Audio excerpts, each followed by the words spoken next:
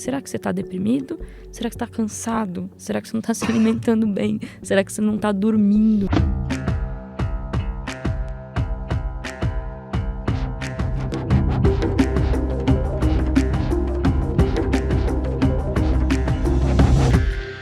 Fala aí, alquimistas, sejam muito bem-vindos a mais um episódio do Alquimia de Si.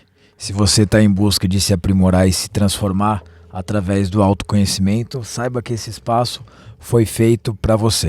Eu sou o Rafael Tomazini e tenho aqui comigo sempre o Rafael Eloy e o Paulo Bianchi. Buenas noites. Antes de apresentar a nossa convidada, eu gostaria de agradecer ao James Sport Studio, que sempre recebe a gente aqui para as gravações do nosso podcast e alguns outros eventos da Taurus. Bom, a gente está aqui então com a Elis Parravicini. Sou eu. Certo, boa noite. Boa Obrigado noite. por estar por aqui, seja muito bem-vinda. Obrigada pelo convite.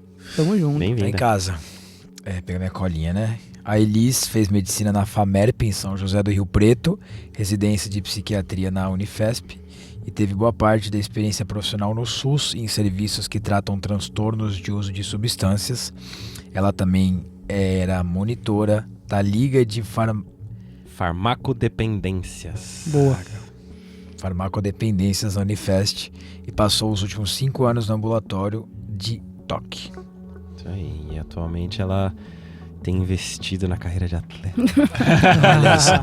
Não, atualmente ela tá investindo no esporte, no triatlon. Que é, assim, impressionante, hein?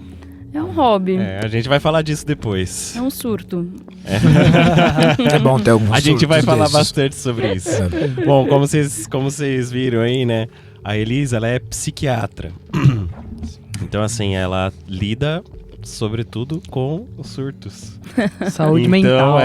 saúde mental e assim por diante. Mas, sim, a gente vai chegar lá. Vamos por partes. Então, Elis, fala pra nós um pouco, de uma forma resumida, assim, né? A sua história e como que você chegou até esse ponto de escolher psiquiatria. É um sonho seu? Teve alguma virada de chave? É uma maneira de autoconhecimento seu? Como é que foi isso? Imaginei que essa seria uma das perguntas a serem feitas, uma pergunta muito mais difícil de responder do que parece. Não é pra ser fácil. É a principal, mas vamos lá, vamos que vamos. Porque eu não sei, eu sinto que nem todas as nossas escolhas são conscientes, né? Eu acho que muitas vezes a gente vem para onde a gente tá, muitas vezes a gente sabe, exatamente que tijolinho que a gente pisou para estar aqui, e eu acho que minha carreira não é exatamente assim, embora eu acredite que eu esteja exatamente onde eu desejei estar, né? Mas eu acho que eu sempre gostei muito de animaizinhos, bichos, né? E então eu sempre quis fazer, era veterinária. Mas ao mesmo tempo eu não sei, eu não tinha muito, achava que não ia ter muito estômago de ver ali um bichinho sofrendo. Mas você gosta, Eu não né? ia conseguir. Putz, eu também não ia, zero. Cara, então, mas assim, eu tô falando de uma menina de 13 anos, tá, gente? Essa era a minha cabeça, com 13 anos. Então, com 13 anos, eu falei, acho que eu vou fazer medicina. Também com base na cabeça de uma menina de 13 anos. Com 30 você faria? Medicina? Ou veterinária? Cara... eu faria os dois. Acho que eu ainda faria os dois.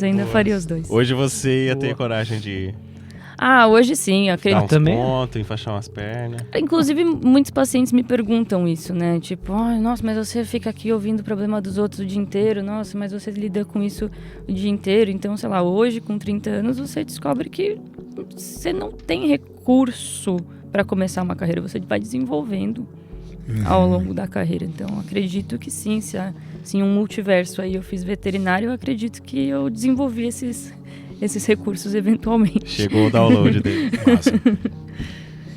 E, enfim, na faculdade, na verdade, eu queria fazer clínica médica. Eu gostava muito de clínica médica. Mas tinha esses pacientes psiquiátricos que não eram muito olhados ali, pelo menos não naquele momento da graduação. Não era uma disciplina muito forte psiquiatria onde eu fiz. E não sei, acabava que sobrava pra mim, sabe? Então eu ia muito com a boa intenção, mas sem munição nenhuma.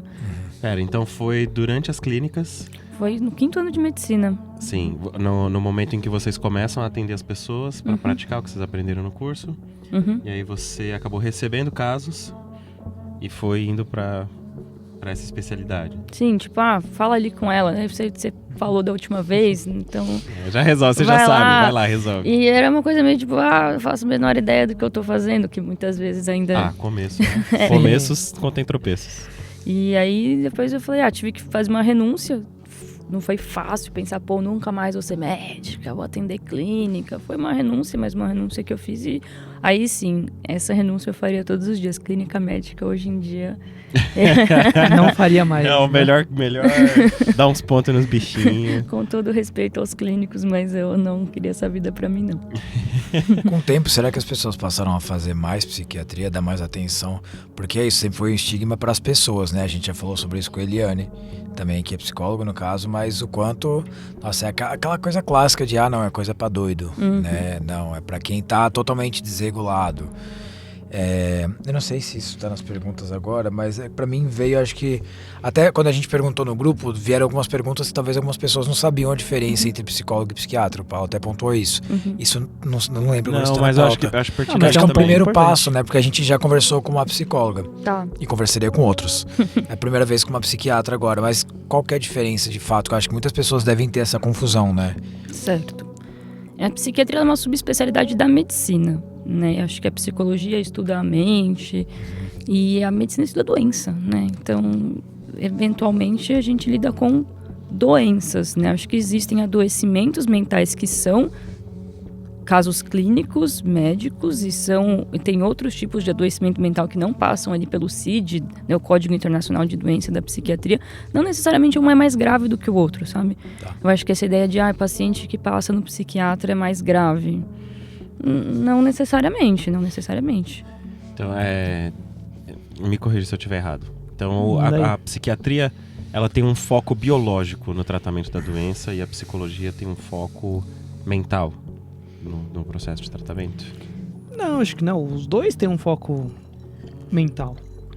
Só que acho que a psiquiatria tem um foco maior nessa parte das patologias. Eu acho que a psiquiatria tem ali um papel que talvez a psicologia não tenha, que assim, vai ter que decidir isso é doença ou isso não é doença. Né? Muitos comportamentos adoecidos de um indivíduo fazem parte, às vezes, daquele indivíduo.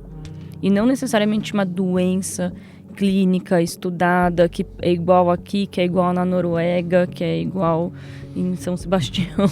Então, eu acho que a parte da doença, assim, você pega a gripe, vocês apresentam ali os mesmos sintomas. Então, se você tem depressão, vocês também têm que apresentar sintomas parecidos. Eu acho que essa validade externa, que é igual a todos os indivíduos que compartilham esse modelo de mente, aí a psiquiatria vem e tem, na minha opinião, né, a audácia de decidir o que é doença, o que não é doença, o que é de um, o que é do outro. É um trabalho, na minha opinião, é mais difícil da psiquiatria, não é nem o diagnóstico. O diagnóstico muda, às vezes, durante o tratamento. A pergunta que eu sempre me faço é: este indivíduo está doente do ponto de vista médico?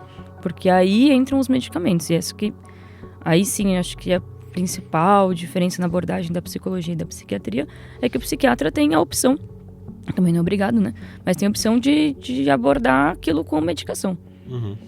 E por ser médico, né? Carimbo, CRM, essas coisas, acho que vem com esse recurso, e é um recurso que tem que ser muito ponderado, porque às vezes você está ali lidando com um ser humano adoecido, em sofrimento, e às vezes ele não está ali doente, de acordo com os critérios clínicos, e aí o remédio costuma não funcionar. E aí uma grande frustração do paciente, do médico, às vezes, né?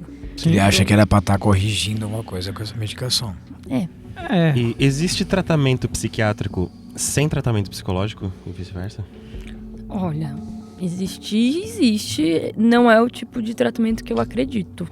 Eu realmente não acredito. Acho que o remédio, ele é só uma ferramenta. Ele é ali um instrumento para reduzir os sintomas, mas muitas vezes o que causou ali o adoecimento do paciente, claro que isso é muito diferente de doença para doença, mas assim, eu acredito que é como se fosse, sei lá, uma cirurgia, que você vai lá, opera, põe a tala, e sem isso não tem serviço de reabilitação, de fisioterapia para fazer, mas aí depois a psicoterapia e todos os tratamentos não farmacológicos, não só a psicoterapia, eu acredito que é a grande base dessa pirâmide de um tratamento de saúde mental. Na maioria dos casos, o remédio é temporário. Boa. E ele é uma ferramenta justamente para isso, às vezes para facilitar a terapia. Sim. Tem, né? A pessoa está num momento muito de crise, está num momento, né, que os sintomas estão muito intensos. Né? E aí o auxílio da psiquiatria ajuda muito nesse ponto. Aí a pessoa consegue vir na terapia já mais tranquila, mais estável, né? Consegue dar uma sequência maior. Isso aí ajuda bastante. Sim. Porque eu tava pensando justamente nas pessoas que atingem esse ponto de crise e recorrem a um psiquiatra e não pensam em recorrer a um psicólogo porque o remédio começa a fazer efeito e a pessoa começa a amenizar os sintomas. E aí a pessoa continua só no psiquiatra. Ela não trata o que... Trata o sintoma, não trata a causa. Tá inflamado ainda, só não tá mais doendo, né? E a questão com a maioria das doenças psiquiátricas, né, como eu te falei, elas seguem ali uma lógica, critério, histórias naturais, tipo, aparece com tal idade, é pior em tal idade, melhora assim, assado, melhora sozinho, não melhora sozinha. Elas leram ali algum manualzinho de como o ser existir. A grande maioria delas tem um potencial de recidiva, ou seja, se você já teve um episódio depressivo, você, mais do que as outras pessoas, tem mais chance de ter um novo episódio depressivo e de ansiedade, e assim sucessivamente. Então, eu acredito que mesmo que você passe ali do momento de crise com ou sem remédio, se você não aprende a identificar quais são meus adoecimentos, quais são os meus sintomas de alarme, a chance de você cair no mesmo buraco é igual. Então eu acho que é um jeito de você mapear a região para não cair no mesmo buraco de novo. E aí a psiquiatria não... A clássica, né? Aquela mais prescrição, não abrange isso. Precisa do tratamento em psicoterapia. Ótimo ponto. Ótimo trazer isso, né? Para todo mundo ficar conectado aí, né? Nas suas histórias e vamos que vamos. Poder considerar, né? As duas possibilidades. Né? Com certeza. Não uma só. Bom, então... há quanto tempo você pratica essa profissão? Olha, eu me formei em psiquiatria, ganhei ali minha carta de Hogwarts de psiquiatria. Foi em março de 2019. Eu entrei na residência em 2016. Tá, boa. Março de 2019, foi quando o Taurus começou. Olha lá. Ao mesmo tempo. Sincronicidade. É uma caminhada já, né? Aí não. Pô, com certeza. Os junguianos pira. Vê símbolo em tudo, né? E aí, bom... Você teve uma experiência extensa, assim, com dependentes químicos e especialmente no SUS, né? E aí, bom, começando então a explorar um pouco essa sua experiência, você trabalhava com dependentes químicos, então como é que a psiquiatria define dependência, assim? Dependência de um modo abrangente. De assim. qualquer coisa, né? Porque muita Mas, gente assim, trouxeram muitas dúvidas assim, né? Em relação a eu sou dependente emocional. Mas que pessoa é dependente química. Tá. Né? Mas dependência, não só química, mas em um nível patológico. Isso. Tá, perfeito. Porque acredito que, assim, enquanto sociedade, todo mundo aqui é dependente. Em algum grau de alguma coisa. Em algum grau. A gente, inclusive... uns dos outros, né? Exato. Inclusive. A gente evoluiu aí, enquanto espécie para justamente se apoiar e se ajudar. E depois veio escrita e a gente conseguiu passar esse conhecimento adiante. E a gente resolveu destruir o planeta. Então, enfim, eu acho que essa colaboração nossa, eu acho que é o segredo do sucesso do ponto de vista evolutivo, tá, gente? Não tô falando ético. Mas o que eu enrolei para dizer, pra gente justamente tentar sempre diferenciar o que pode ser patológico e o que não pode ser. Sim, boa. E assim, sei lá, vou roubar aí uma definição que eu ouvi na residência, que eu acho que ajuda muito, que não tá nos livros de psiquiatria. A dependência, ela é o contrário de escolha. Porque eu acho que tudo isso que a gente falou, depender um dos outros, depender da eletricidade, depender de um carro, depender de um suporte ali, de um parceiro, de uma parceira, eu posso contar com isso. Isso pode me ajudar. Mas a partir do momento que eu não sei me virar, que eu não consigo transpor os meus obstáculos sem aquele recurso, podemos dizer que eu estou dependente daquilo. Aí acho que a gente... Perfeito. Acho que a gente pode extrapolar, então, o que é patológico, o que não é. né? E pensar, sei lá, até tecnologias hoje em dia, né? Sei lá, gerações mais novas, sei lá. Sim, que, né? Horas e horas, né? Nas telas e afins. Não, mas é uma questão, tipo, Mas é cultural também. A gente vai agora. perdendo certas habilidades quando a gente vai dependendo muito de outra. Por exemplo, hoje em dia todo mundo tem GPS. Quem sabe usar aquele guia de carro? Vocês lembram daquilo? Nossa. Lembro. Eu não sei, mas assim, se você... Quando eu viajava com meus pais, né? Tinha que ficar... Eu ficava horas antes da viagem, né? Pensando Planejando. qual que é o melhor caminho, tem que ser essa, tem que ser a saída tal, era outra pegada, era completamente diferente, né? Fazer um bloco de anotações com as saídas, com as avenidas, com não sei o quê. O que eu me pego muito hoje em dia é calculadora, mano. Mano, a gente não consegue, né? Tipo, claro, quem é mais de exatas vai mais fácil, mas assim, a gente tem... tem que fazer uma conta... Tem preguiça de pensar na conta, porque é muito rápido, né? Pegar o celular e abrir lá e... fazer de cabeça. Você conseguiria, mas aí você vai lá e... Precisa ser uma conta absurda, mas a gente consegue, né? Então, já que eu vim aqui, eu vim me expor, né? Esses dias eu me peguei, tipo, conferindo uma conta de tabuada, mas eu acho que, sei lá, dando uma noção ampla e não patológica de dependência, o quanto a gente também não desenvolve as nossas habilidades, ou não mantém as habilidades que a gente desenvolveu, e acaba delegando para um outro, seja uma autorregulação emocional, seja fazer uma conta, seja chegar na padaria. Sei lá, cara, os caras do passado viam estrela no céu e sabia pra onde tinha que ir, sabia as fases da lua, sabia onde nascia, no crescente, em verão, no solstício, sei lá, mano. Hoje em dia a gente vê lá o aplicativo falar pra tudo pra gente e a gente perdeu essas habilidades. E ainda se perde. O aplicativo tá falando tudo e a gente ainda tem a moral de perder. E fica bravo com ele, né? Acho que ficou bem claro, né? Sim, eu tô satisfeito. Faz mais sentido. Porque Sim. às vezes é isso. Às vezes a gente entra nesse lugar de chamar algum tipo de... A gente tem, às vezes, o costume de chamar algum tipo de apego mais intenso às relações ou às pessoas de dependência. E não sei se sempre é dependência. Às vezes é uma coisa que você consegue resolver com um pouco mais de tranquilidade. Mas, por via das dúvidas, sempre conte com um especialista. Não tá em dúvida? Vai atrás de um psicólogo, de um psiquiatra e vamos. Mas tá na moda o termo codependência. Foi total. até uma das perguntas, né, do pessoal lá. Sim, no nosso inclusive grupo. essa pergunta, quem inspirou ela foi a Karen Bianca, lá do nosso grupo. Obrigado por ter compartilhado. Ainda tem mais perguntas aqui do pessoal do grupo. Bom, seguindo em frente, temos essas dependências, né? As que são mais intensas, menos intensas, e como que a gente lida com elas. Depois que identifica, né? Opa, eu acho que eu tô dependente aqui de tal coisa. E aí? O primeiro passo é a consciência, né? É que esse é o mais difícil. A gente admitir, né? Do tipo, não, eu não sei chegar daqui até o Tucuruvi sem o GPS. Sem o GPS. Porque antes disso a gente tenta e aí fica aquele negócio, não, eu paro a hora que eu quiser. Não, vocês estão exagerando. E muitas vezes, como posso dizer, uma certa fantasia de que a gente tá no controle das coisas. A gente tá no controle de absolutamente nada. Pô, é isso aí. Não é bem isso. Então, sei lá, acho que se você para do tipo, pô, tô aqui precisando, já que a gente usou substâncias, né, que acho que eu já fiz, acho que propositalmente falar de coisas totalmente abstratas, mas agora falando, uma substância, sei lá, por exemplo, o álcool. Antes eu bebo de final de semana, você consegue ficar sem beber? Claro que eu consigo. Qual foi a última vez que você ficou? Não, mas eu queria, né? O que tá por trás disso às vezes? Eu não consigo falar com as pessoas se eu não beber, não consigo ter a sensação que eu me diverti. Se eu não beber, eu não tenho a sensação de que eu compensei o sofrimento do meu trabalho.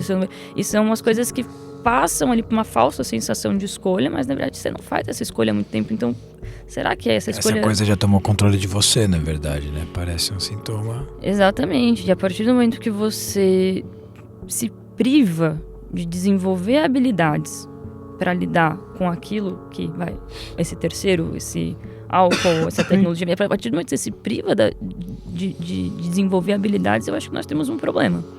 Tipo, vamos supor, eu não sei mais, eu não consigo fazer mais conta, mas, pô, no limite, se eu tiver que, sei lá, um avião caiu, tô ali com um palito, uma areia, eu tenho que, sei lá, beleza, eu consegui fazer aquilo, mas assim, agora fazendo uma brincadeira com álcool, quando é que você usa tanto a calculadora que mesmo quando sua vida tá lá dependendo daquilo, você precisa fazer uma conta com um palitinho e areia, e de repente você... Aí que você descobre que você não consegue mais, bicho. E muitas vezes as pessoas em volta percebem antes da gente, né? Sim. E aí, quando avisam também, não, tá no meu controle. Você acha que eu não sei fazer a tabuada dos 6, mano? Então faz. Não sei mesmo.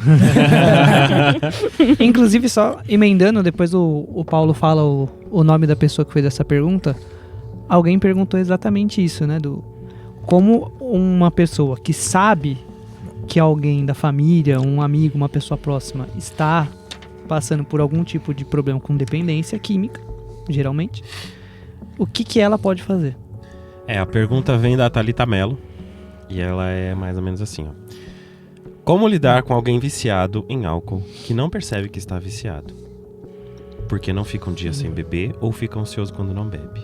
Se, por exemplo, eu namoro ou tenho um amigo alcoólatra, acho que não tem como eu me meter no assunto e insistir para ele procurar uma ajuda. Mas e eu no meio do caminho? Espero ou teria algum outro conselho?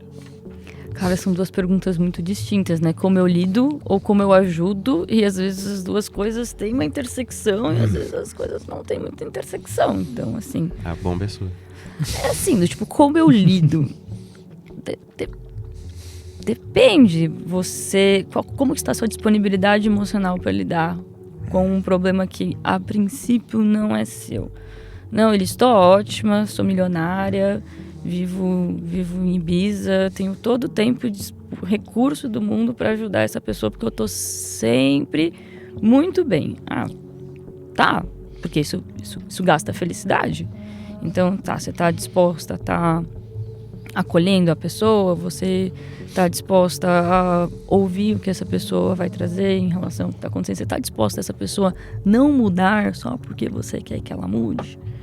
Ótima pergunta. Aí sim, agora não, eles, sou mãe aí de 3 filhos, trabalho 2 turnos, tô cansada, como que eu lido com isso? Olha, você vai ter que ver se você realmente tem condição de lidar com isso, porque... Não, até de pedir ajuda, né, contar, né, com outras... Às vezes, não, cara, o que eu quero dizer assim, não é tipo, vamos abandonar as pessoas, mas a gente tem que ver se a gente tem condição de ajudar as pessoas que a gente quer ajudar, porque às vezes a gente investe ali recursos que a gente não tem, a pessoa não muda, porque a pessoa só vai mudar se ela quiser, não porque a gente quer. Sim. E fica uma sensação de frustração, de impotência, mas sei lá, qual que era a nossa potência em primeiro lugar? Agora, uma boa resposta para essa pessoa, às vezes, é do tipo, como que essa pessoa em questão quer ser ajudada? O que ela topa? Ela quer, né? Já começa aí. O que ela quer? Qual que é o limite que ela impõe pra ajuda que ela recebe? Não, tipo, o que eu quero? Eu quero que você me leve e vai num salão de narcóticos anônimos. Você vai comigo? Não tenho carro? Pô, show de bola. Não, olha, eu tô aqui bebendo muito, eu quero muito, que eu queria um dia passar um dia lá na sua casa, porque eu sei que você não bebe. Beleza. É que eu acho que o ponto é, a pessoa não percebeu. É aquilo que você falou, entende? Às vezes as pessoas ao redor percebem antes do que aquele que tá viciado, né? E eu acho que o caso da pergunta talvez vá nesse sentido. Acho que, sei lá, expor a preocupação, se colocar como um ponto de acolhimento, de apoio, de escuta, de compreensão, cara, a gente nunca vai errar se a gente fizer isso. Agora, o que a pessoa vai fazer com essa oferta, você não pode levar pro pessoal. Sim. Outros pode controlar a resposta. Porque se ela já tá um pouco bagunçada, a chance dela receber isso bagunçado também. Exato. Olha, eu tô aqui, eu tô percebendo isso, essa é minha opinião, essa é a minha visão, que você precisar de mim nisso, eu consigo te ajudar. A pessoa fica ali com aquilo, porque também tem essa da dependência, sabe? Muitas vezes a gente sente que a gente não sai do lugar num tratamento. E muitas vezes é realmente a pessoa passando pelo mesmo lugar, como se fosse um círculo, né? Vocês não estão me vendo porque isso é um podcast, então eu tô fazendo um círculo aqui com o dedo. Não, mas tem vídeo ali. Tem vídeo ali. Tem gente que tá vendo. E muitas vezes a gente passa ali pelo mesmo lugar, em outro momento, falando a mesma coisa, tipo um disco quebrado. E às vezes, naquele momento, a pessoa que já ouviu aquilo 10 vezes, é naquele dia que ela vai conseguir entender aquilo que você tá falando, que o psiquiatra tá falando, que o psicólogo tá Isso acontece muito. Pedagogia da repetição. A receptividade da pessoa cada dia é né? Cada dia é uma, aliás. A maturidade, a compreensão da pessoa, o momento, as condições, uma série de coisas que realmente... São muitos fatores, né? Acontece, 5 anos depois, a pessoa volta falando, nossa, aquele negócio, né, que você, né, lá de trás agora fez sentido. Acho que todo mundo que passou por um processo terapêutico um pouco longo assim deve ter tido essa experiência, assim. Espero que sim. Então, esperamos. O terapeuta fica, como eles falou, 1 milhão de vezes repetindo a mesma coisa. Chega uma hora que você fica até, eu vou lá e vou falar o mesmo problema de novo. Sim. É parte do tratamento. Às vezes é o que você precisa, né? É a repetição, né? Vai sem falar tudo. Vocês não acham engraçado às vezes quando o paciente fala, não sei como você me aguenta mais ouvir falando isso, eu penso, não, mas você que tá, não sei como você aguenta falando isso. Por que você tá pensando em mim, não tá pensando em você, né? Você tá tão, você tá você acha você, que é tão oneroso assim, né? Olha Dá só. Pra você mandar umas dessas? Não, imagina. Eu ia gostar. Até porque a minha intenção não é mandar uma cotovelada na boca de ninguém, mas é como o paciente às vezes projeta na gente, né? Quanto enfadonho aquilo é pra gente. Não, quanto enfadonho isso é pra você. Pra você mesmo. Olha aqui como você que tá perdendo seus anos da sua vida nisso, essa é a sua história, né? E fica na gente, né?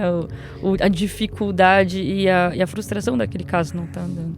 Mas assim, dependência, minha sugestão sempre é você estar ciente da sua disponibilidade e da sua expectativa em relação àquilo, para não virar uma frustração, para não virar um papo de ingratidão.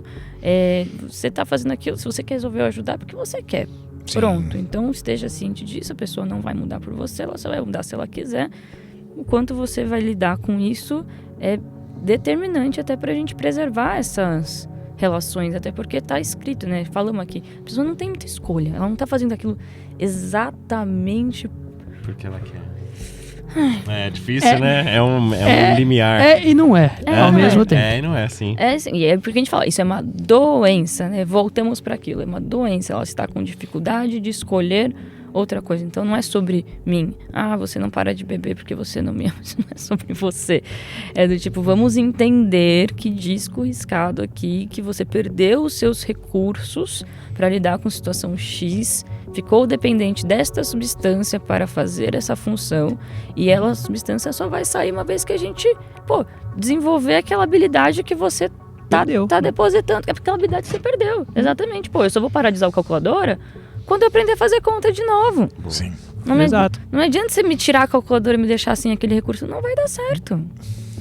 Você vai se sentir até mais desnorteado de repente, e aí perde o chão, e aí depois quando volta o rebote, seja lá do que for, né? Sei lá, bebida, cara, é o que a gente mais vê por aí, né?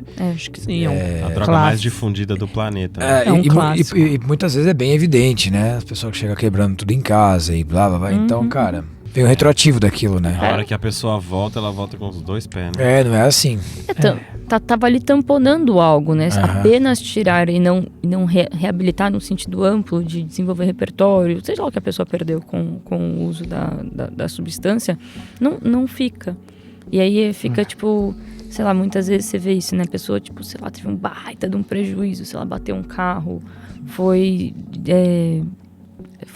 falar preso, mas isso já acho mais grave, foi demitido, e aí vem aquele grande insight, às vezes é a hora que a pessoa fala, não, entendi que eu tenho um problema, e às vezes é frustrante, porque se vê ali sem a capacidade ainda de tomar aquela escolha, isso vira ainda uma sensação de fracasso, então impotência, né? Isso ainda isso também ajuda aí no rebote daquele comportamento autodestrutivo ainda vir potencializado. Então ainda é importante, enquanto estamos lidando com uma pessoa que a gente gosta, também estar ciente de todas essas etapas do vai e volta, do disco riscado, de às vezes parecer que não sai do lugar, da pessoa não estar mudando, uma sensação de que ela não está valorizando sua ajuda.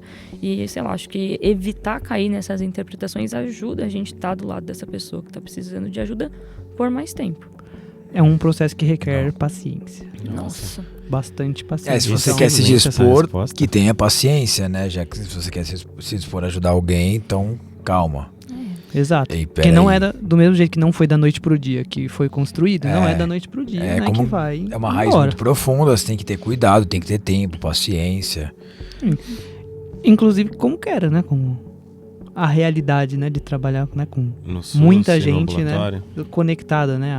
A dependências. Porque, lógico, né? Tô falando também, posso estar falando besteira, porque eu trabalhei um recorte pequeno, né? Você ficou muito mais tempo lá. Mas é outra realidade. Não é o que a gente, né, tá acostumado a conversar, a ver, né? Mesmo em filme, série, né? Tudo mais, assim. É outra realidade. Você tá lá, né? Vendo uma quantidade tão grande de pessoas durante tanto tempo, né? Lidando com essa dificuldade mesmo das dependências químicas. E não tem como dissociar do contexto social, né? Então, sei lá, os casos de dependência que você via ali no ambulatório universitário da Unifesp eram uma galera, aí um CAPS de álcool e drogas em um bairro da cidade era um, e o que eu trabalhei mais tempo, que era ali no centro, ali bem perto da Luz, bem próxima à antiga Cracolândia, ali eram outras questões, outros problemas. Caramba, você trabalhou aqui na capital, então? Yes, sim. Nossa senhora. É bom, vocês conhecem São Paulo, acho que muitas pessoas talvez não sejam de São Paulo. Sim. Mas assim, tudo aqui é exponencial. Tudo. Nossa, muito. Inclusive as mazelas. Sim. Muito. Então, Inclusive nesses lugares, né? Que a Elis está falando agora, são regiões, Ainda né? mais. onde sofriam muito. O número de dependentes é imenso e a situação de dependência é profunda. Assim. Obrigado. É uma população realmente muito fragilizada por muitos fatores. Né? E como foi lá? Como que foi essa experiência? Não, fala um pouco como é que era o dia a dia. Cara, como foi isso? Vai ser estranho, mas eu gostava muito de trabalhar lá. Eu gostava demais do serviço. Eu gostava demais das pessoas, da chefia. É um serviço que foi totalmente desconfigurado, atropelado, assassinado pelo novo governo do estado de São Paulo. Né? Então tinham os recursos diferenciados lá em termos de medicamento. O fato dele ser médico, você acha que influenciava? Claro. E também não tô falando que ele fazia isso porque era uma boa pessoa, gente. Só tô falando que os fatos são esses. Tava lá. Exato. Sim, fatos são fatos. Fatos são esses. Tinha importância, não sei se vocês conhecem, era o Cratóide. Não. Sim. Você é psicólogo, né? Você estudou um pouquinho. O que é o Cratóide? Cara, era um serviço de referência, tratamento de álcool, tabaco e outras drogas, alguma coisa assim. Não sabendo. Trabalhou lá quase 4 anos e não sabe a sigla, mas enfim. Mas era um centrão, era um roteadorzão, assim, de encaminhamentos para internação. Deixa um asterisco nisso. Tem caso de internação, tem caso de condição de internação. Mas eu acho que ele se propunha a fazer um trabalho que ninguém se propunha, cara. Que era estar lá, no olho do furacão. Sim. E ali, custava você entender que muitas vezes você não estava ali para tirar ninguém da dependência. Você estava ali para que aquela pessoa não morresse naquela noite, naquele mês. Que profundo. É outra realidade. Mas era um serviço de secar gelo que, é um trabalho que não dá, sabe, que não muda estatística, que não é difícil de entender aquela utilidade, mas se o Cratóide, no caso, não estava lá, como um hospital 24 horas com um clínico e psiquiatra, às vezes 3 psiquiatras na porta, mais um clínico 24 horas, assim. Então estava pronto ali para lidar com qualquer parada e também encaminhar para os pronto-socorros mais clínicos da região. Então pegava muita coisa que você não acredita que existe. E ao mesmo tempo que era muito, sei lá, uma impotência do caramba você saber que... A gente está falando aqui de dependência, né? Em termos de dependência, saber que seu potencial de arranhar aquilo era muito pequeno, era um pouco satisfatório saber que, tô aqui, sabe? Tem alguém aqui hoje pra você não morrer hoje, pra você tentar de novo. Hoje essa pessoa hoje. não morreu. Amanhã, quem sabe, ela não se dá uma nova oportunidade, né? Exato. Você já teve algum caso lá, como é que eu falo, de cura? Nos anos que eu fiquei lá, sim. Agora, como posso dizer, né? Na vida dessas pessoas, eles ficam, às vezes, tanto por um fio, tipo, sei lá, ali um morador de área livre, aí você, sei lá, tava ali realmente no chão da praça. Aí você pega lá, tava em tratamento, ele geralmente aí consegue uma pernoite em albergue. Aí consegue se organizar para sustentar as pernoites, consegue uma vaga fixa no albergue. Aí vai lá, consegue um programa da prefeitura, consegue um emprego, sei lá, de faxina. E eventualmente ele vai lá, aquele registrado... Se reestruturando aos pouquinhos. Ele vai lá e consegue uma república. E aí, às vezes, aluga um pensionato. Tudo isso que eu te falei demorou muito tempo pra acontecer. Claro. Sim. E é isso daqui, pra voltar. Pra perder. Então, assim, uma pessoa que já não tem família, que não tem uma profissão, que não tem estudo, que não tem uma reserva... Quando eu saí de lá, ele tava bem. Como ele tá... No dia seguinte, como ele tá hoje... Não dá pra dizer que foi uma cura, porque você não sabe. Mas assim, tá bom, foram 3 anos ali que ele teve uma vida mais digna. Sim. Eu tinha uma professora, né, quando que dava supervisão dessa matéria, né? Que a gente ia nos hospitais psiquiátricos e tal, tudo mais. E ela falava, né, ó, aqui é uma vertente diferente, aqui é o menos pior. Que não é pensar, né? Salvação, em análise, cura, não sei o que. Não, ela falou, né, Silvio? Não, a pessoa tava, sei lá quantos anos no crack e agora ela só fuma cigarro. Houve uma melhora na vida dela. Claro. Agora ela consegue trabalhar, ela consegue fazer uma série de coisas, porque antes ela não tinha condição nenhuma de fazer. Então, né, parem de... Né, o momento que a gente... Por isso que eu até perguntei pra ela, que a realidade é muito diferente, é completamente diferente. Sim. É que quando a gente, né, como se fosse especialista, professor de inglês, mas eu acho que quando se pensa em dependência química, claro, né, por falta de contato, acho que não é responsabilidade das pessoas saberem a profundidade disso, mas acho que a mídia e Hollywood tem uma grande influência, assim, né? Tipo, a dependência química é o Leonardo DiCaprio no Lobo de Wall Street cheirando coca. Essa é a dependência química que se imagina. Sim, é retratado, né, de uma forma, né? Mas eu acho que o lance é uma pessoa que está completamente desestruturada, geralmente, e que vai cada vez mais se aprofundando na desestruturação, né? Tanto da parte social quanto da parte psíquica. E aí entra... Das relações. E aí entra... parte material da vida, né? E aí entra numa dependência química. Quer dizer, já não é mais só uma ausência de estrutura na vida. É também uma questão biológica, né? A pessoa não consegue se desvencilhar daquele estímulo que ela recebe, né? E acho que vale a pena ressaltar que como a gente fala, deixa eu traduzir isso, que a minoria de uma pessoa que é diagnosticada com um transtorno de uso de substâncias, a minoria, a gente não vai encontrar uma comorbidade psiquiátrica dentro daquelas lá que eu falei, tipo, que preenche, casinha. Então, normalmente são transtornos de humor, ressalto. Então, depressão, bipolaridade, ansiedade, mas também pode ter transtorno de personalidade e TDAH. Então, assim, com muita frequência, a regra é a comorbidade, ou seja, me atrapalhava muito olhar pro dependente, olhar e falar da dependência, me falar da sua cocaína, me falar quando você experimenta maconha. Atrapalha, porque aquilo ali é só quase como se fosse uma consequência.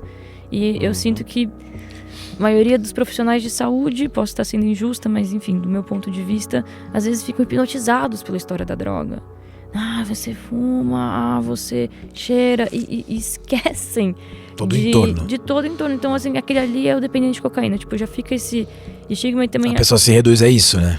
A enfermeira passa o caso assim, às vezes o médico clínico passa o caso assim. Infelizmente, até às vezes outro profissional de saúde mental passa o caso assim. E eu acho uma idiotice. Eu ia falar um reducionismo, mas eu acho você tem em casa. Mas eu acho uma idiotice, porque, tipo, aí você não sai do lugar. Se o cara não consegue sair do lugar porque ele só usa a droga, só usa a droga como recurso pra lidar com aquilo, se você também passa pela droga, você entra na mesma espiral que ele, cara. Sim. Você tá lá pra ver uma coisa que ele não tá vendo, você vai lá e vai ficar olhando pra mesma coisa que ele tá olhando. É muito perda do seu tempo. Você comentou sobre as doenças que existem, né, depressão e tudo mais. Você percebe que essa doença ela existe antes do começo do abuso? Na maioria dos casos. Na maioria dos casos. Porque uma das coisas que a gente gostaria de saber é essa correlação entre a dependência química e doenças psiquiátricas. Se a pessoa começa a abusar e daí desenvolve, ou se a pessoa já tem e daí começa a abusar. Eu diria até mais também, além da dependência, qualquer uso também, né? Que a dependência ela já tá naquela ponta da corda, né? Mas pode acontecer as duas coisas? Sim, claro, o ovo e a galinha, um pior o outro. Se você tá ali... Eu falo às vezes com meus pacientes, né, diferenciando o uso de um risco de dependência, né, que eu falo que às vezes o risco, né, usa droga mais grave, quem usa êxtase tem mais chance de viciar do que o álcool, sei lá, não entro muito nesse mérito, a questão é assim, com que função você usou aquela substância? Tava no carnaval, resolvi experimentar MD, com o meu amigo, que aquilo ali era um ponto de vista de comemoração, você pensou naquela substância para potencializar uma experiência que você estava vivendo. Fui viajar com meus amigos, todo mundo surfista, a gente estava lá nadando, depois a gente fumou maconha, comeu um cachorro quente, batata palha de areia, blá blá. Enfim, tá ali dentro de uma conexão para potencializar uma experiência, você usou uma substância. Pô, isso tem na humanidade desde forever, né? Então, esse não costuma ser o uso mais problemático. Claro, vários asteriscos. Tem gente que não pode usar. Não existe a pior droga. Existe a pior droga para quem? Né? Tem o seu cérebro que às vezes não vai se dar bem com aquela droga e vai dar ruim todas as vezes que você beber. Mas é só uma cerveja assim. Você vira outra pessoa quando você bebe. Isso a gente chama às vezes de intoxicação patológica. Então é que é realmente uma intoxicação completamente diferente, aquela substância mundana, por exemplo, o álcool, você não pode beber. Pô, quem é esquizofrênico não pode fumar maconha, não pode usar alucinógeno, não pode, cara, piora. Tem muito dado na literatura que sugere isso. Então, tendo disso isso, não tô fazendo apologia, tipo assim, o uso que tende a potencializar uma experiência, ele não ocupa tanto espaço assim na nossa vida, porque nossa vida já estava ocupada pela praia, com o surf, com os amigos, nossa vida já estava ocupada pelo carnaval, com a galera. Agora o problema é quando eu falo, né, quando a nossa vida tá vazia, eu brinco com meus pacientes e falo, essa substância ela nada de braçada. Ela costuma ocupar um espaço muito grande, muito rápido, se a gente não tem nada ali. Né? É um uso crônico, né? Ela nem, às vezes pode ser um uso simples, mas se você não tem nada na sua vida que barre aquilo, vou dar um exemplo muito bobo, gente. Você tá lá. Tô primeiro ano de faculdade, vim morar sozinho em São Paulo, nunca bebi na minha vida, tô aqui experimentando com o pessoal. Mas assim, se você tem aula naquele dia seguinte, se você tem prova, se você tá preocupado, se você vai ou não aproveitar a faculdade que você se matou, você vai beber até certo ponto. Chega uma hora que você vai pra casa. Sim. Sei lá. Agora, se de repente aquela faculdade não significa nada pra você, se você só tá fazendo porque seu pai mandou, se você não tem nada... Por que você vai parar de beber se tá legal? Ali, aquelas escolhas que a gente fala. Você não tem sabe? nada mais importante do que aquilo, né? Você não tem nada, você não tem um trabalho pra manter, você não tem pra quem voltar. Tipo assim, tô dando exemplos de, às vezes, alguns vazios existenciais que todos nós estamos sujeitos. Todo mundo já passou por uma situação de transição ou que não tinha algo ali na nossa vida que segurasse muito. Que se aparecesse alguma coisa mais legal, sabe, momentaneamente mais legal, a gente não ia segurar, porque a gente não ia estar perdendo os prejuízos das substâncias, eles às vezes levam anos para aparecer, então podem sair do controle muito rápido, não a depender da gravidade da droga, a malvadona da cocaína, mas o que você está fazendo da tua vida? Lembrando que isso não é uma apologia, hein? Isso é uma tomada de consciência. Sim, porque essa parada de o único jeito de não ficar dependente é não experimentando. Tá bom, é um jeito. É um jeito. Mas, empiricamente, em que sociedade a gente vê que as pessoas não experimentam? Sim, e eu acho que o grande lance já tem duas grandes drogas que são mega viciantes e que são liberadas. Sim. Que é o álcool e o cigarro. São drogas. E o açúcar? Açúcar, são drogas e ninguém fala disso. Assim, álcool é uma das drogas mais difundidas do mundo. É a pior droga que tem. E o cigarro também. São duas drogas mega difundidas e até gourmetizadas, de vários tipos, e ninguém fala disso. E tá tudo bem. Como você não bebe? Você não vai tomar uma cervejinha? Não, cara, ultimamente eu tô sim. cara d'água com gás.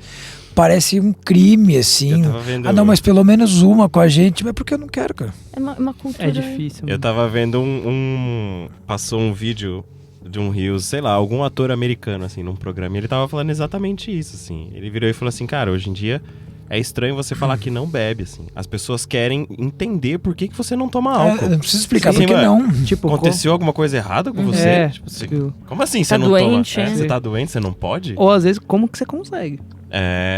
Exato. Nossa, não sei como você consegue Mas ir pro bar e não tomar uma cerveja. Não me perguntam isso quando eu falo que, sei lá, não gosto de Sprite. Não. Nossa, como você não bebe Sprite? Não, só não gosto, não quero. Como você não toma um pois é. copo d'água assim que você acorda de manhã? Isso não causa Ninguém quer nenhum saber, escândalo pra Isso ninguém, não causa né? nenhum escândalo. É muito louco, Não. a gente vive nessas trocas, né? Exatamente porque são drogas liberadas e são drogas mega incentivadas, né? E eu acho que é nesse sentido que eu ponho, e só tipo amarrando, né? Sim, a maioria das vezes a pessoa que desenvolve uma dependência de uma substância já está com alguma questão de saúde mental, já está com adoecimento prévio, a grande maioria. Mas também, gente, quase todas as substâncias, elas também instabilizam o humor. O álcool instabiliza o humor? Instabiliza o humor, uma droga que instabiliza pra caramba. Então, tipo, às vezes o paciente fala assim, aquela pergunta, pode beber tomando esse remédio? E aí eu falo, olha, não vou mentir pra você não, tem alguma interferência, não é das mais graves, até porque, imagina, esses pacientes deprimidos e alcoólatras, eles estão tomando o remédio e bebendo. É o ideal? Não é o ideal, mas acontece, raras vezes a gente vê alguma questão em relação a isso. Mas o problema o álcool vai atrapalhar a sua ansiedade. O álcool vai atrapalhar a sua depressão. O álcool instabiliza o seu humor. Então, se você tá aqui, cara, tratamento de saúde mental não é barato. Você tá aqui gastando sua grana, você tá aqui gastando seu tempo, você tá investindo em você. Será que vale a pena, né? Tomar? Então, assim, se é só um uso, acho que vale a pena também falar com o paciente se você puder evitar, não bebe naquele churrasco, não. Vamos se proteger, vamos guardar suas energias pra você, não vamos sair do eixo, até pra gente entender tudo aqui que tá acontecendo. Agora, se é uma dependência, é redução de danos, olha. Esse remédio aqui, pior, né? Esse remédio aqui é pior com essa substância aqui. Então, com esse daqui você não pode beber. Com esse daqui, pelo amor de Deus, só não me deixa de tomar esse aqui. o remédio. Mas aí não é o menos pior, porque embora interfere com o remédio, interfere, mas interfere com a sua cabeça, mas muito mais importante do que com o remédio. Bom, o Rafa trouxe uma questão do açúcar, né? E, não sei, a alimentação pra mim é sempre uma questão. Assim, e nossa, pra muita gente. A alimentação moderna, ela... Acho que isso até é assim, você deve ter visto no seu feed aí, você ouvinte, que tá aqui no podcast com a gente. Em algum momento você deve ter encontrado aí no seu feed rolando coisas ultraprocessadas. Muito comida de plástico. E assim, por exemplo, a gente sabe que tem coisas que contêm muito açúcar, geralmente elas têm várias outras coisas que são mega processadas, assim. Você sabe de algum estudo ou de alguma coisa assim que fala sobre o impacto da alimentação moderna na nossa cognição? Olha... Ou uma opinião sua sobre o que você eu não tenho nada observa. Assim muito do tipo, pensando, ultraprocessado com a cognição, mas assim... Eu não acredito em saúde mental sem saúde física, porque a mente e o corpo são uma coisa só. Então, muitas vezes o paciente fala, eu tô deprimido, eu não consigo prestar atenção, eu odeio meu trabalho. E aí, você vai olhar, o paciente tá deprimido. Não, o paciente não tá dormindo, o paciente não tá bebendo água. É o básico, né? O paciente não está preenchendo ali o mínimo de nutrição porque ele come miojo. Porque, assim, o problema dos ultraprocessados... Tirando uma substância ou outra ali, que eles tentam sempre provar que é carcinogênico, que causa câncer, que tem alguma uma coisa nociva de uma substância ou outra, esses ultraprocessados, eles têm muito pouco valor nutritivo. Então, eles são ali, geralmente, alimentos que tem gordura, que tem açúcar, mas não tem vitamina, mas não tem fibra. Eles têm uma densidade calórica exagerada, então, sei lá, às vezes um pacote de traquinas não mata a sua fome, mas ali já a quantidade de gordura que você podia comer na semana toda. Então, não digo exatamente dos ultraprocessados na cognição, mas do quanto essa comodidade de comprar miojo, de pedir iFood, de quanto isso tá fazendo a gente totalmente esquecer do valor nutritivo das coisas. E o carro não vai rodar sem gasolina, certo? Você não vai pegar um álcool Zulu, colocar no seu carro e esperar que ele te leve onde você quer. Por que você vai comer matraquinas e começar o seu dia? Não faz o menor sentido. Boa. É um bom ponto. Ótimo ponto. Um bom tapa. Era isso que eu tava pensando mesmo. Eu tenho visto muito com o passar dos anos na clínica que o clima interfere diretamente com certeza. No humor com certeza. E na conduta, no comportamento da galera. E as pessoas zero ligam pra isso. Principalmente na nossa cultura, porque a gente aqui é muito acostumada, né, a ter digamos, muito tempo, né, mais de calor e poucos momentos que só chove e faz de frio, né? Exato, mas agora, onde as estações são muito marcadas, a gente vê muito assim, chegou o inverno, a pessoa tem outro humor, Outro mood. outra Eles pegada. chamam isso até de depressão sazonal. É um diagnóstico clínico estabelecido, que acontece em várias áreas do mundo de uma maneira específica. Então, aqui no Brasil, a gente pouco fala sobre, porque a gente não tem estações do ano, mas existe a depressão sazonal, que é sobre privação de luz, que é sobre frio, que é sobre isolamento social, né? Porque as pessoas saem, tipo, o dia... Sai menos no frio, né? 4 horas já tá à noite, meu. Você não vai ficar de rolê, você vai pra tua casa. Mas às vezes é muito engraçado, né? A gente perdeu completamente, não só o contato com as estrelas para se guiar com o GPS, mas a gente perdeu totalmente o contato com o mundo. Então a gente não sabe mais que influência do clima, a gente não sabe mais a influência da nossa... Se bebeu água, se dormiu, se não dormiu, a gente tá completamente anestesiado. E às vezes eu falo assim, uma criança. Você pega uma criança que não está dormindo, ela está com sono, ela não está dormindo, o que ela está fazendo? Ela tá enchendo o saco de todo mundo. Sim. Se você pega uma criança, você tirou ela da rotina dela, ela tá ali querendo dormir, comendo, ela não vai ficar mal-humorada. Por que você também não vai? Será que você tá deprimido? Será que você tá cansado? Será que você não tá se alimentando bem? Será que você não tá dormindo? Será que você não tá tendo suas necessidades básicas atendidas? Só que você conversa hoje com uma pessoa média de 20, 30 anos e pergunta quais são as suas necessidades. Nem sabe, né? Sabe nem por onde começar. Sim. E às vezes acho que é algo muito complexo, né? Pô, o André Zucarato também falou isso no episódio 9. É o básico, cara. Às vezes tudo que você tá precisando é dormir pelo menos 8 horinhas. Nossa, por que eu tô tão estressado? Tá dormindo 4 horas o mês inteiro? Então, e tem uma certa sofisticação conforme a gente vai se conhecendo, que não vai não só pela terapia, mas dentro do tratamento de saúde mental, ou às vezes até do amadurecimento, que é quantas horas você precisa dormir? Sim. Não é igual para todas as pessoas. Começa por aí definitivamente, já. De que horas a que horas o seu sono rende mais? Eu sempre esqueço que as coisas não são padrão quando se trata de corpo humano. Não, em quase nada dessas A maior minoria que existe é o próprio indivíduo, cara. Cada um é As coisas são estipuladas, né, digamos, numa média, né, numa maioria, mas não funciona assim, né, para todo mundo. E até no teste psicotécnico lá sai, né, se a pessoa é mais diurna ou noturna. Já muda alguma coisa. A pessoa se dormir 9 horas fica passada. Tem Exato. gente que se dormir 9 horas acorda com a bateria e que tem muito mais ânimo, tal disposição pra fazer uma coisa numa parte do dia e outra pessoa numa parte do outro dia. A gente é tudo samambaia com ansiedade, cara. Tipo, tem que ver, né, se precisa de luz, se não precisa, se precisa de água, se não precisa. Cada um precisa ali de uma quantidade diferente e precisamos...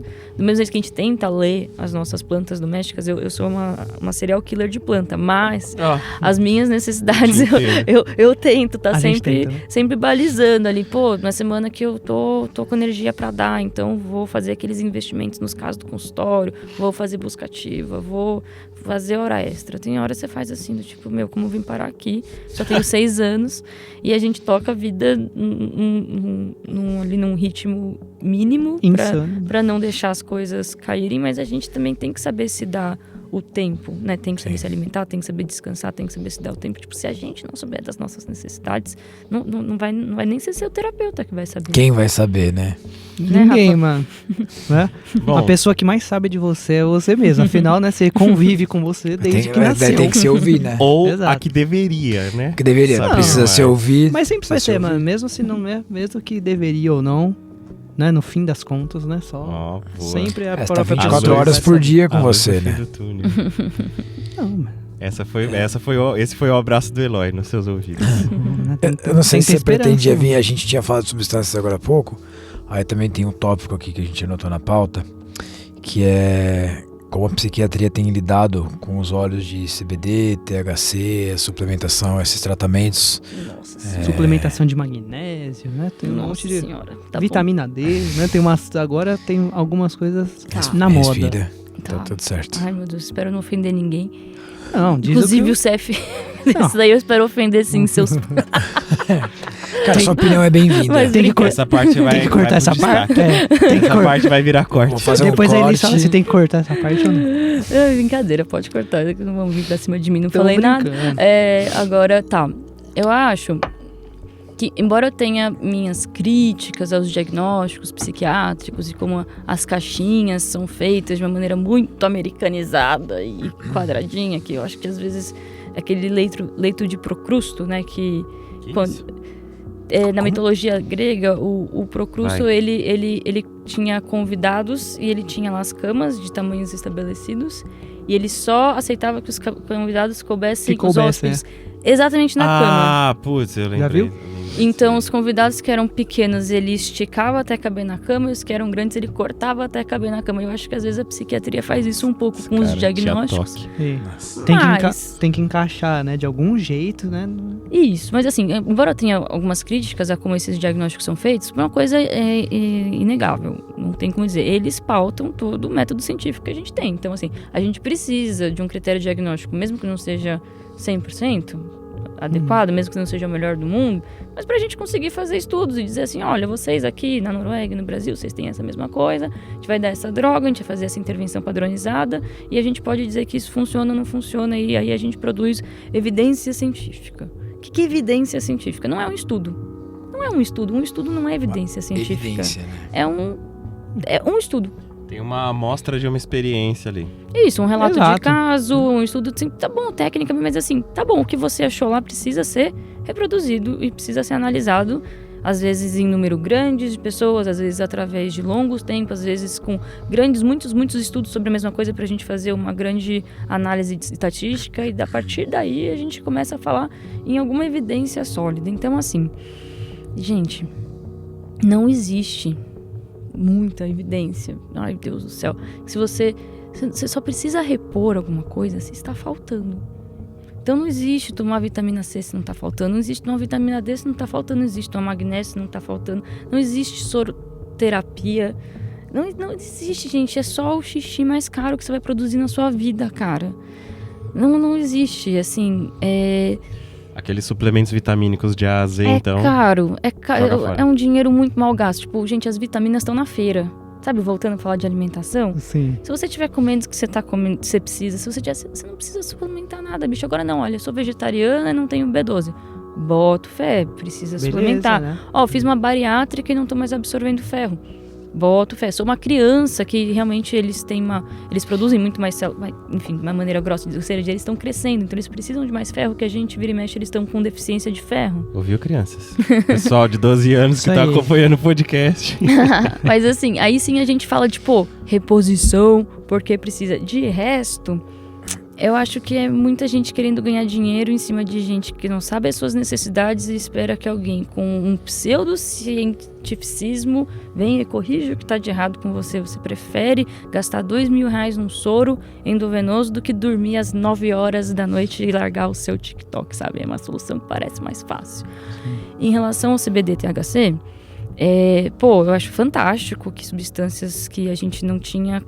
Era muito difícil a ciência utilizar, hoje em dia tão amplamente. Falar sobre, né? Eu acho ótimo, assim, eu acho que se criou uma panaceia do tipo, resolve tudo, desde unha encravado até mal olhado e depressão. Sim. Não é assim, gente, não é assim. A maioria da prescrição ainda é algo off-label, ainda é algo experimental, mas tem algumas evidências muito sólidas que já estão sendo produzidas em alguns diagnósticos, como demências, né, Alzheimer, autismo. A gente está vendo dor crônica, pelo amor de Deus, epilepsia refratária. Então a gente tem aí uma grande evidência que a gente vê que os fitocannabinoides eles estão revolucionando algumas áreas, mas não é todas. Então o paciente vem, quero tratar depressão com CBD. Fala, tá, entendi, respeito. Na medicina que eu fiz, né, a residência que eu fiz, tem 1000 outras coisas que eu deveria tentar antes. Primeiro. Uhum. Topas? Se não resolver a gente cair no nosso, realmente, aí a gente tenta o que tá na terceira, quarta linha, mas não tem porque eu prescrever um remédio que ainda não tem tanta evidência para um diagnóstico em relação ao outro que está sendo estudado faz 50 anos, assim. Tem essa ideia de que é fitoterápico, então não faz mal, então é mais do bem. Gente, não, uma droga que está no mercado há 50 anos provavelmente é mais segura. Ela não é mais ética, pode ter enriquecido alguém que a gente não gosta, mas em termos de segura, não sei, teste, ela já foi mais testada. Já foi mais testada clinicamente, né? Acompanhado, né, por cientistas observando os efeitos. Existe um ponto de dependência que não tem retorno? Acabou, isso aí, já era. Vai ser dependente pro resto da vida. Porque a gente ouve muito isso, isso aí não tem mais jeito não. Olha, Isso procede? Existem pessoas que, por questões de adoecimentos psíquicos, não tem como perceber o que está acontecendo, ou se em algum nível já perceberam e decidiram que não quer, né? Que não quer. E a pessoa que não quer ser tratada não tem cura. Mesmo. Ela não tem cura, porque precisa dela. Ah, mas eu vou internar compulsório. Ah, pega todo mundo e joga dentro de um hospital. Não vai, né? Deixa os caras acorrentados sem a droga por 5 anos. Isso Não funciona. Não funciona. A internação, gente, ela serve para conter o que a gente chama de risco de auto e heteroagressão. Ou seja, risco da pessoa fazer mal para si ou para os outros, por consequência daquele estado de dependência, de intoxicação. Então, se uma pessoa está querendo se matar, se ela está com risco de exposição social, se ela está um risco para ela e para os outros, ela vai ser internada contra a vontade dela, se necessário. Vai ficar questão de dias, 30 dias, pouco tempo até sair daquele surto, e vai retomar o tratamento ambulatorial. Ah, mas se a gente internar ele 6 meses, tem mais efeito do que internar 6 dias, se for o tempo para sair da crise? Não tem evidência. Se internar, Depende, né? Se internar as pessoas por longos tempos funcionasse, a gente estava fazendo isso, né? Se funcionasse, a gente estava fazendo. Isso foi feito por muitos Muitos anos, né? E Já muitos foi anos na humanidade. Já né? foi tentado, né? E muito pelo contrário. Não funcionou. Não funcionou. A pessoa precisa querer. Então, sim, se a pessoa não quer ajuda, Não tem jeito. Não tem jeito. Não tem. É só ajudar, é aquela coisa clássica, né? Só é Exato. ajudado quem quer ajuda. Se ela não quer parar, olha, eu não quero parar. Já vi muito alcoólatra, cirrótico, morrendo, vomitando Mas não sangue. quer, né? Não vou. Tem casos emblemáticos aí, né, na arte. Tem alguns. Eu lembrei de um agora, Manda poeta aí. chama Paulo Leminski. Ele tinha cirrose. Ele sabia que ele tinha cirrose. E ele decidiu que ia beber todos os dias da vida dele, até o final da vida Então, dele. Pronto. E ele Aí, morreu de cirrose. E ele Sim, morreu e bebendo. ele morreu bebendo. E no último dia ele provavelmente... Bebeu. Talvez ele só não bebeu porque ele tava numa cama de hospital. Mas se ele pudesse, eu acho que ele beberia. Ai, Tem uma gente, hora de injetar ali. Mas são... Mas foi um caso de dependência vitalícia. O que é paciente de enfisema, que é doença pulmonar obstrutiva crônica, que Não foi quer parar de fumar, né? tá com oxigênio e ele Nossa, é explode verdade, tubo né? de oxigênio porque tenta fumar enquanto tá usando oxigênio. Então, assim, isso não aconteceu nenhuma nem 2 vezes. Então, são casos que, do meu ponto de vista, até...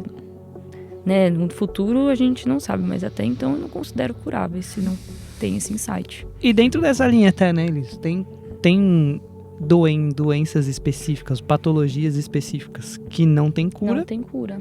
né? E isso também é algo, né, que as pessoas se questionam ou perguntam muito, né? Sim. Ah, um dia, né, vou parar, né, de fazer um determinado tratamento, né? E depende da patologia, certo? Depende da patologia, exatamente. Uma coisa que eu tava me questionando aqui quando você tava falando de CBD, desculpe. Acontece com frequência. Mano, toda hora. Comigo muito. Já teve algum caso de recessão do Alzheimer, por exemplo? Você sabe? De algum episódio assim? Você é de 100%? Não. Não. A ideia, Alguma. a pretensão dos tratamentos de Alzheimer ainda não é reverter o quadro ou impedir que ele aconteça, é atrasar o desenvolvimento ou lidar com algumas mudanças do comportamento, da cognição, óbvio, mas das emoções. A pessoa, enquanto ela demencia, ela não perde só a memória. Ela pode ter várias alterações de comportamento, alterações psicológicas que casam com o avançar da doença, e aí o CBD é muito bem-vindo. Os tratamentos que a gente tem hoje são para a pessoa viver o mais confortável por o máximo de tempo que tiver, mas ainda uma doença neurodegenerativa progressiva e sem cura. Tá, entendi. Então, na verdade, ela traz bem-estar para a pessoa no processo de desenvolvimento da doença. E que ela possa ser ela mesma por mais tempo. Sim. Saquei. Bom, Tem mais perguntas da galera aí? Manda uma aí. tem, mas... Bom, então mais uma pergunta do grupo. De quem que é essa próxima. Essa é Manda quente. se der, né? Alisson Pepato. Isso, essa Alisson, aí é muito brabo, boa. brabo. Valeu, Alisson. Essa pergunta aqui, eu não ia ter pensado nela. Que bom que você pensou por nós. Mas ela emenda também com a da Thalita Mello, tá? A Thalita mandou várias perguntas lá. Então, olha só. Começando pelo Alisson. Como é que você vê um certo preconceito de muitos espiritualistas com relação a medicações e tratamentos médicos? Agora que tá tendo esse new wave de ayahuasca, esse boom. New wave não, né? Porque não tinha no passado, né? Esse surgimento. Mas tá se popularizando bastante, né? Essa popularização da ayahuasca e das medicinas tradicionais dos povos originários. E o contrário também. Então, assim, o preconceito dos espiritualistas com os tratamentos clínicos e psiquiátricos e o preconceito dos psiquiatras com esses tratamentos alternativos de povos originários. Tá. Olha, acho que, primeiramente, se você quer fazer um tratamento psiquiátrico, se você quer fazer um tratamento espiritual, se você quer fazer um tratamento com medicina da floresta, a escolha é sua. Não é a psiquiatria ou o governo ou alguém que vai falar o que você tem que fazer. Se você tiver juízo de realidade preservado, se você não tiver, né, delirante, se você tiver condição de decidir por você, você escolhe o que você quiser, o que você achar melhor para você. Eu só acho, e eu sempre falo isso para meus pacientes, que independente, eu não desincentivo, não tem essa palavra, gente? Eu não... Desincentivar? Deve existir. Senão a gente usa agora e o pessoal vai entender. Eu acho que, assim, qualquer tratamento de saúde mental, a espiritualidade, o senso de comunidade, é um fator protetor, sabe? Então, eu acho que eu, pelo menos, vejo com bons olhos pacientes que têm essas práticas e usam para construir aquilo que a gente conversou um pouquinho, de atender às suas necessidades básicas. Então, eu acho que a espiritualidade entra neste lugar. Mas ela não é tratamento médico, não é tratamento psiquiátrico. Então eu acho que, do mesmo jeito que a psiquiatria não pode vir e falar: eu vou repor a sua espiritualidade com sertralina, isso não existe.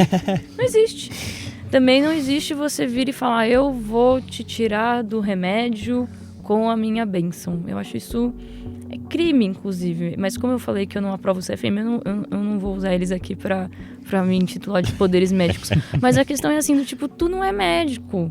Tu pode até falar que você vai curar a pessoa com o poder da sua bênção, se ela foi na sua igreja procurando isso. Agora, você não pode falar: você não me conhece, você não sabe por que eu prescrevi aquele remédio. Você não pode falar que a sua bênção vai substituir o meu remédio. Isso você não pode falar. Então, a questão é, se você quer fazer um tratamento só contra a psiquiatria, quero só no espiritual, é uma escolha 100% sua. Agora, uma pessoa que não é médica vir e falar: eu sei do que esse tratamento médico se trata e você não precisa disso, isso é crime. Negligência, né? Isso é problema, isso dá problema. E um médico que fala: você não precisa de espiritualidade, você só tem que fazer tratamento, esse cara é um babaca, porque tem que respeitar a crença de cada um. Então eu acho que cada um no seu quadrado, os dois têm muito a contribuir. Agora, de novo, só sobre a ayahuasca, aquilo que eu falei de não é todo mundo que pode tomar todos os remédios, tá? Tem muita doença psiquiátrica, tipo transtorno afetivo bipolar, que tem contraindicação de ayahuasca, sim, pessoal. Super. Então, se você tem curiosidade com esse tratamento, mas nasceu bipolar, infelizmente, neste caso, eu vou estar contraindicando. A gente falou algumas vezes sobre a ayahuasca. Predisposições. Eu declaradamente faço, né? Há 5 anos eu tenho meu caminho também com a ayahuasca. Pra mim é incrível. Pra mim, né? E é sempre importante pontuar essa responsabilidade, porque a gente falou em vários episódios com pessoas diferentes que têm caminhos que vieram também desse mesmo universo que eu tô, você, por exemplo, também. Mas já chegaram relatos pra gente também de pessoas que foram irresponsáveis consigo, porque, por exemplo, se você vai pra um ritual de ayahuasca, como a gente já falou aqui, tenha muito cuidado com o lugar que você vai. Você chegou lá, as pessoas nem pediram anamnese, irmão, vira as costas e vai pra casa. Porque a anamnese não é um documento que você tem que ter como um respaldo ou um álibi pra quem tá guiando uma cerimônia ou fazendo algo assim. É por você. E já aconteceu de pessoas mentirem. As pessoas mentem. Não tenho esquizofrenia, sabendo que tem histórico na família e que tinha. Cara, É a mesma coisa que Pode, você né? mentir a voltagem da tomada, a pessoa ligar uma coisa 210, 220, vai queimar, vai fritar. Então tem tenha alergia à responsabilidade. penicilina? Não, você vai lá, você toma, você tem um choque anafilático. Quem vai Parabéns. levar conta É, disso? pois É é. você. Então tenham, é muito importante isso, porque a gente não levanta a bandeira para nada específico, né? A gente fala sobre contraindicações de tudo, assunto. sobre positivo de tudo também. É importante levantar tudo isso para você que está ouvindo, apurar, ouvir o que a gente está falando e construir a sua ideia. Não é copiar a ideia da Taurus ou a ideia que você viu no Em lugar nenhum, story do né? Instagram. Construa a sua própria ideia. Mas é sempre importante isso, tenha responsabilidade. Porque se você mente, cara, depois isso pode prejudicar outras pessoas, pode prejudicar o lugar que você está frequentando e E principalmente você. Que daí muitas vezes pode ser que não tenha volta, né? Você queimar um aparelho eletrodoméstico ali no 220, pode ser que você perca ele e o seu bem é a sua vida. E você pode... Usar o seu poder de escolha para o seu bem. Acho que Sim. usar de cada um dos recursos aquilo que pode ser do melhor para você. Então, esse preconceito, né, que você falou, das duas partes, eu acho uma grande babaquice, porque não precisa ser um ou outro, Não é dual assim, né? né? E sei lá, vocês não me perguntaram isso, mas só colocando aqui, Fica à eu vontade. às vezes encontro a dificuldade de trabalhar com terapeutas, com psicólogos que não acreditam em psiquiatria. Ou com psiquiatras que não acreditam em psicanálise. Tem as duas coisas. Olha que loucura. A gente não precisa nem ir muito longe Que ver doideira. pra ver gente brigando. Ah, não, se você der o remédio, você vai tirar o sofrimento do paciente e ele não vai conseguir suportar. Gente, Nossa, pode crer. tipo, você é a favor de ajoelhar no milho ainda pra aprender com os seus erros? Não é bem assim. Uma coisa... A psiquiatria não substitui psicoterapia. E vice-versa. Não sei, depende. Em casos Não, leves. Casos dá. leves, às vezes, não tem indicação de remédio. Dá pra você tratar Aí tudo bem. só com a psicoterapia. Mas, assim, espiritualidade não é uma coisa, psiquiatria é uma ciência para quem quiser a ajuda dessa ciência, para quem não quiser também. Se não estiver perturbando a ordem pública e não estiver se colocando em risco, não tem nada que a gente possa fazer também. Fica a seu critério. Fica. Exato. Ah, eu quero sofrer. Tá. Fechou. Beleza, né? Bom, obrigado pela contribuição. Eu acho que é uma grande questão. A gente sempre traz muito essas coisas, né? Das medicinas da floresta, inclusive por causa dos convidados, Sim. né? E tudo. E porque faz parte do nosso caminho, né? Sim. Então, e a gente sabe que faz parte do caminho de muitas pessoas, ainda mais hoje em dia, né? Tá sendo muito difundido. Então, Pesquise Fica- sobre, né? É isso que a gente fala, a gente vai endossar uma pesquisa. exato. Não é Exato. vai lá e faz, calma aí, Não é assim. segura. Ei, é sua vida, é você, cara. Tem uma frase que já ouvi várias vezes, assim, ó. É pra todo mundo, mas não é pra qualquer um. É isso aí. Então, assim, Exatamente. vai devagar e veja se é pra você. Tem humildade, né, de ceder a si mesmo, né, pra eu pesquisar, deixa eu ver se é pra mim, deixa eu ver se eu preciso, talvez, de uma psiquiatria, porque é isso, aquela coisa clássica, né, tem coisas que são terapia e tem coisas que são terapêuticas. Exato. Trocar uma Exato. ideia assim entre a gente aqui, 1h30, um papo super massa, é terapêutico, mas isso não substitui terapia, assim como várias outras coisas, né? Exato. É a mesma coisa pra psiquiatria também. Não substitui. Complementa, cara. Faz então um megazord de tratamento. Vai pro psiquiatra, faça seu tratamento espiritual.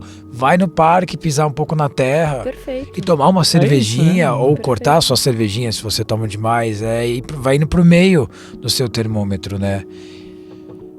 Sim, porque é aquilo que a gente estava falando das dependências. Quanto mais você estiver alinhado com as suas necessidades, quanto mais você conhecê-las e puder tê-las ter à disposição os seus recursos, você não vai cair numa dependência, cara. Você tem sua vidinha, você quer cuidar de outra coisa, aquilo ali entra, é passageiro, não nada de braçada, não ocupa tanto espaço, porque você já tem as suas coisinhas. Tipo, você vai na medicina da floresta. Cara, eu acordo 5 horas da manhã pra pedalar e pra alguns isso é uma tortura, pra algum o tesouro de um é um inferno do outro. Então, realmente, se você me colocar hoje num bloco de carnaval, já curti muito, mas hoje em dia pra mim vai ser uma tragédia. Também, se você me perguntasse uns anos atrás se você acordaria 5 horas da manhã pra pedalar no frio, eu falo, você tá louco, eu quero dormir. Hoje em dia, não pedalei final de semana passado porque tava chovendo e frio. Tô chateada, tô mais cansada essa semana. Tô percebendo que não engatei a segunda-feira. Mas assim, vou sair pregando a palavra disso pra Do vocês. triatlo. É. Vamos ser vai. triatletas. Vai, vamos lá. Não, como você falou, é é pra todo mundo, mas não Não é é pra pra qualquer um. Não é pra qualquer um. Inclusive, eu ia perguntar Não. sobre isso, né? Que foi uma nota que você deixou ali na bio e que eu acho que é relevante, né? De onde que veio essa vontade de ser triatleta? Porque não é só pegar a bike, é pegar a bike, correr e nadar. Não nessa ordem. Mas você já participou de alguma competição? Como que o esporte entrou na sua vida? Como que isso contribui pra você? Cara, eu Etc. sempre gostei muito de esporte, assim. Sempre tentei fazer quando era criança, mas sempre fui muito ruim. Aí é aquela frustração infantil, sabe? Ah, não sou boa e não continuava. Eu nunca continuei nada porque eu nunca fui boa em nada. Acontece que eu até hoje sou bastante descoordenada, mas estou fazendo as pazes aí com a minha falta de coordenação motora e falta de envergadura também, que eu sou bem baixinha. E aí, sei lá, sempre curti acompanhar futebol na faculdade, da atlética. Então, assim, é uma coisa, né? Eu sou drogada das Olimpíadas, gente. Eu tô realmente triste também porque as Olimpíadas acabaram e eu tava fazendo disso minha personalidade inteira. E eu não sei, chegando na residência, putz, é uma época que você não tem tempo de olhar para as suas necessidades. Você entra ali naquele vórtice de sei lá, dar conta ali de um sistema, de aprender tudo o que você tem que aprender e é uma relação institucional um pouco complicada, mas enfim, não vou entrar no mérito. E sei lá, acho que quando eu saí da residência, né, tinha esse grande buraco na minha vida, né? Você vai lá, você vai pegando um monte de emprego, né? Eu fui lá pra Cracolândia, aprendi tudo que eu tinha que aprender e no final aquilo foi embora. E eu não sabia o que fazer da minha vida, né? Aquele vazio existencial bateu e eu e minha esposa, a gente tava querendo praticar uma atividade física junto. Gente, eu não acho que justifica, eu acho que tem muito até pra eu entender de como eu vim parar aqui. Mas ela gostava de correr, eu gostava de pedalar. Eu odiava correr, ela não gostava de pedalar. Aí eu falei, linda, eu tive uma ideia. Por que a gente não faz triatlo junto? Aí eu corro com você e você pedala comigo. E ainda vem de bônus a natação. Na natação a gente aprende junto, né? Mas assim, né? Foi um choque de autoestima. Descobri que eu achava que eu sabia nadar, gente. Aquilo que a gente aprende quando a gente é criança, aquilo não é nadar, aquilo é... Sobreviver, né?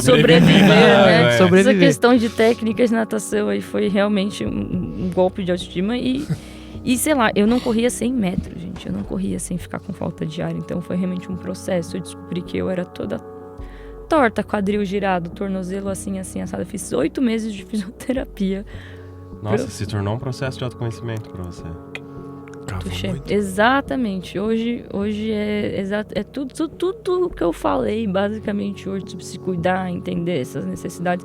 Não vou dizer que eu descobri com o triatlo, mas para que o triatlo pudesse caber na minha vida, eu precisei entender um monte de outra coisa, sabe? Que bom, que massa. Então acabou sendo aí um catalisador de um monte de descobertas, desde tipo, nossa, meu quadril é assim, então vou fazer esse fortalecimento e isso melhora essa qualidade de vida como um todo, porque, sei lá, hoje eu tenho 32, eu andava meio mancando, meio torto, aquela coisa que passa batido, mas com 50, com certeza, até antes ia cobrar um preço. Sair da pandemia, como a maioria de vocês, tava bebendo pra caramba na pandemia, tipo, aquela que eu falei, não tem muito que acordar cedo, não tem muito que perder, o álcool foi tomando conta e o triatlo empurrou isso pra lado, tipo, eu não bebo mais, assim, não dá pra conciliar as duas coisas, né? Não, porque sutilmente atrapalha a qualidade do meu sono, Claro. que sutilmente atrapalha minha vontade de acordar no outro dia.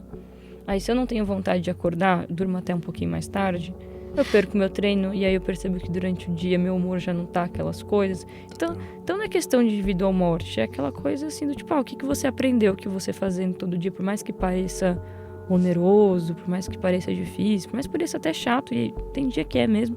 Tipo, ao longo dos últimos 2-3 anos, só me trouxe benefícios. Não é todo dia que é bom. Tem dia que eu também não quero ir. Tem dia que eu também vou xingando. Tem dia que eu vou e desisto na metade. Mas claro, acho que é um contínuo, assim, de muita coisa que eu aprendi sobre mim, que eu faço exclusivamente porque eu gosto, não tenho nenhuma pressão, muito pelo contrário, né? As pressões pra gente não fazer isso. Então, sei lá, é um ponto aí na minha vida, inclusive, que me ensinou a dizer vários nãos. Não, sabe aquela coisa que você não quer muito ir, mas você não se permite dizer não se permite se escolher, sabe? Então... Tipo assim, vai ter um rolê sexta-noite e você vai pedalar sábado de manhã. Você fala, não, é a minha formatura em outra cidade. não vai dar. Claro que quando é uma prioridade, é uma prioridade. Casamento, despedida de solteiro, claro, já perdi muito, gente, pelo amor de Deus, já perdi muito tempo fazer muita coisa, mas sabe aquela coisa que você pensa, poxa, acho que eu preferia estar fazendo uma coisa pra mim? Mesmo paciente, gente. Antes eu era, sim, recém-formado, né? Só faz cagada. Paciente, 9 horas da noite, na sexta-feira, me encaixa, não sei o que lá. Eu falava, encaixo. Nem sabia se era urgente ou não, sabe? Eu ficava passando meu horário de trabalho, um monte de coisa. Hoje em dia, gente, se for urgente, ou encaminho para um socorro, ou eu dou um jeito de acomodar. Mas a maioria das vezes não é, sabe? E aí, sei lá, foi até uma oportunidade para eu aprender a priorizar as minhas prioridades. E também dar um...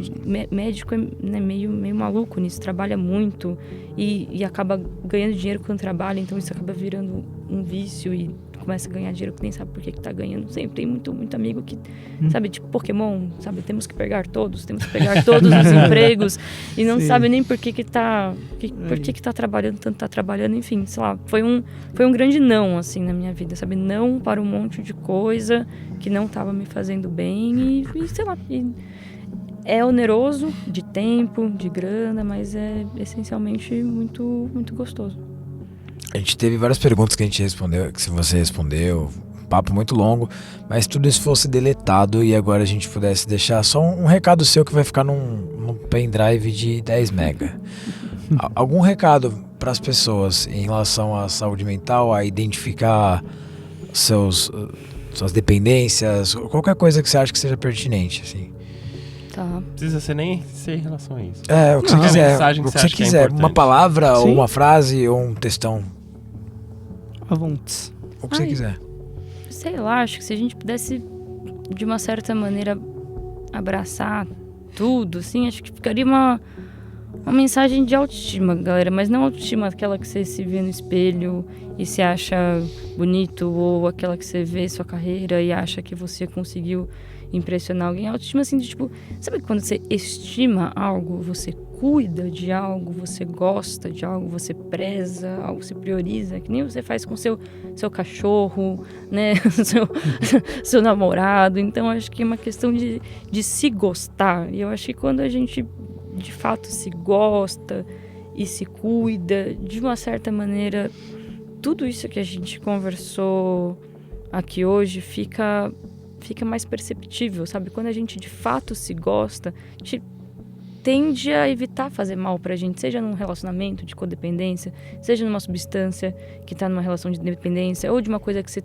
experimentou lá, seguiu o seu amigo na ayahuasca e percebeu que pra você não rolou. Você não vai continuar se você percebeu que pra você não fez legal. Se você foi lá na igreja e o padre mandou você parar de tomar um remédio que você percebeu que estava fazendo bem pra você. Então é uma questão assim, quando você gosta de você, você vai querer se ver bem e se fazer bem, e eu acho que, meio brega que eu vou falar, a gente faz isso muito melhor com os outros, né, do que com a gente, né? Acho que a gente tem que começar a pensar em como se ajudar, não de uma maneira individualista e egocêntrica, sim, mas assim, poder cuidar da gente, pra gente também não virar um problema pros outros. Se todo mundo fizer isso, cara, a gente vai decolar como sociedade. A verdade é que a gente tá se fazendo muito mal individualmente, isso acaba reverberando no todo, e a gente acaba se fazendo mal coletivamente. Sim, então, quem machuca tá machucado. Então é autoestima, no sentido de se cuide, se ame, se priorize, se hidrate.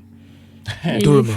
Beba água, durma e provavelmente não entre num burnout para favorecer um milionário, e provavelmente vai ficar tudo bem. Justo. Pô, muito obrigado, Elis. Acho que temos aí, né, um papo muito massa, muito bom ter sua perspectiva aí também. Agradecer a dedicação, o tempo pra estar junto da gente aí essa noite geladinha, segunda-feira, mas tá aqui conversando com a gente para trazer um pouco mais essa visão para as pessoas que estão acompanhando a gente, né? Sempre vem muitas dúvidas relacionadas a esse universo. Temas, então, né? Galera, prato cheio, ouçam, ouve de novo, volta ali, ouve mais uma vez, dorme ouvindo para entrar no inconsciente. Compartilha com quem você acha que vai ajudar de alguma forma. Beneficiar, exatamente. Sim. Espalha a palavra. E é isso. Daí. Vamos agradecer mais uma vez o James Pod Studio, né? Tamo Receber junto. a gente, acolher a gente mais um episódio. Agradeço. E é isso. Obrigado mais uma vez. E a gente se vê daqui mais 2 semaninhas no próximo episódio do Alquimia de Si.